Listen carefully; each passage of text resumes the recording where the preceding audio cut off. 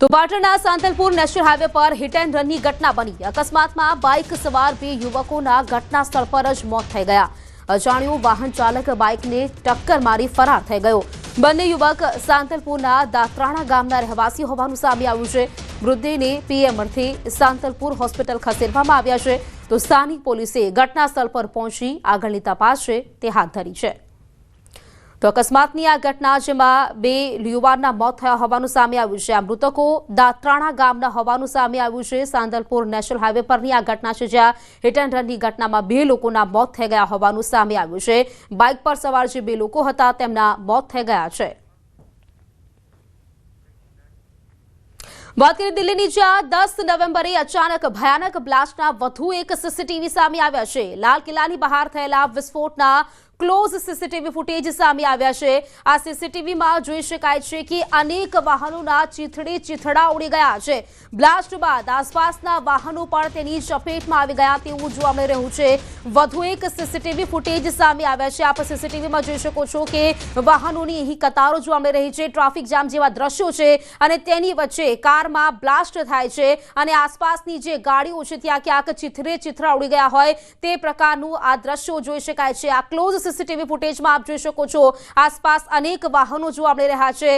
Car ત્યાંથી આવે છે અને અચાનક કારમાં જે બ્લાસ્ટ થાય છે અને તેના કારણે આસપાસના વાહનો છે તેને પણ નુકસાન થયું છે। ચીથડા ઉડી ગયા હોય તે પ્રકારના આ દ્રશ્યો આપ જોઈ શકો છો।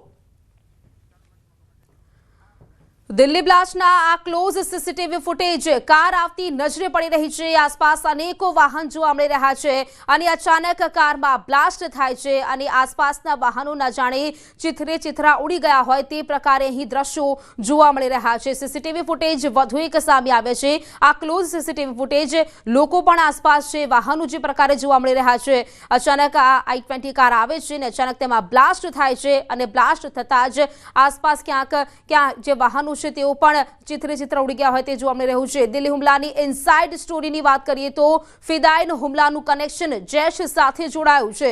ફિદાયન હુમલાને અંજામ આપનાર ડોક્ટર ઉમરનું પણ મોત થઈ ગયું છે।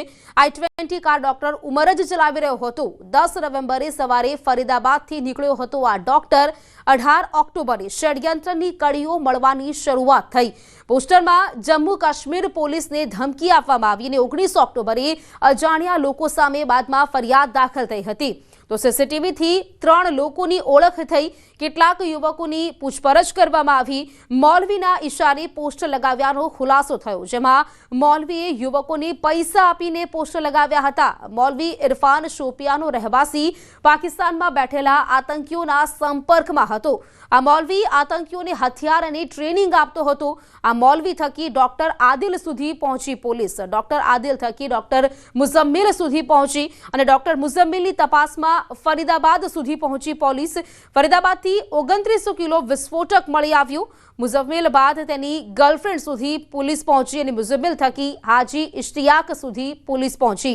યુપી એટીએસની મદદથી ડોક્ટર આદિલની ધરપકડ 3 ડોક્ટરોને એક સાથે બેસાડીને પૂછપરછ કરવામાં આવી અને ડોક્ટર ઉમરને ખબર પડી ગઈ કે હવે કોઈ રસ્તો નથી। તમામ સાથીઓ પકડાઈ ચૂક્યા છે। પોલીસે જ્યારે કાશ્મીર પહોંચી ત્યારે ઉમર ત્યાંથી નીકળી ગયો હતો અને ફરીદાબાદ પહોંચી વિસ્ફોટકો લીધા। દિલ્હીમાં આવીને ફિદાયન હુમલાને તેણે અંજામ આપ્યો। લાલ કિલ્લા પર બ્લાસ્ટ પાછળ મોટું ષડયંત્ર રચાયેલું હતું। આ બ્લાસ્ટ કરીને મોટો સંદેશ આપવાનો હતો પ્રયાસ। જૈશનું પ્લાનિંગ આખા દેશમાં બ્લાસ્ટ કરવાનું હતું। તો હુમલાની ઇનસાઇડ સ્ટોરીની વાત કરીએ કે જ્યારે જેના 3 સાથીઓ પકડાયા હતા તે બાદ ડોક્ટર ઉમરને જે આતંકવાદી છે તેને ખબર પડી ગઈ હતી કે તમામ સાથીઓ છે તેઓ પકડાઈ ચૂક્યા છે અને ત્યારબાદ પોલીસ તેની સુધી પહોંચી તે પહેલા જ તે કાશ્મીરથી નીકળી ચૂક્યો હતો અને કાશ્મીરથી તે ફરીદાબાદ ગયો હોવાનું આ ઇનસાઇડ સ્ટોરી છે તેમાં સામે આવ્યું છે અને સાથે જ તે ફરીદાબાદ પહોંચ્યો ત્યારબાદ તેને ત્યાં વિસ્ફોટકો ખરીદ્યા હતા। તેના 3 સાથીઓ પકડાઈ ચૂક્યા હતા અને દિલ્હીમાં આવીને ફિદાયન હુમલાને તેણે અંજામ આપ્યો। દિલ્હી બ્લાસ્ટ કેસમાં સૂત્રો દ્વારા મોટો ખુલાસો કરવામાં આવ્યો છે। હવે એ વાત સ્પષ્ટ થઈ ગઈ છે કે i20 કાર ચલાવનાર વ્યક્તિ બીજું કોઈ નહીં પણ ડોક્ટર ઉમર જ હતો। ડીએનએ રિપોર્ટ આવ્યા બાદ આ વાતની પુષ્ટિ કરવામાં આવી છે।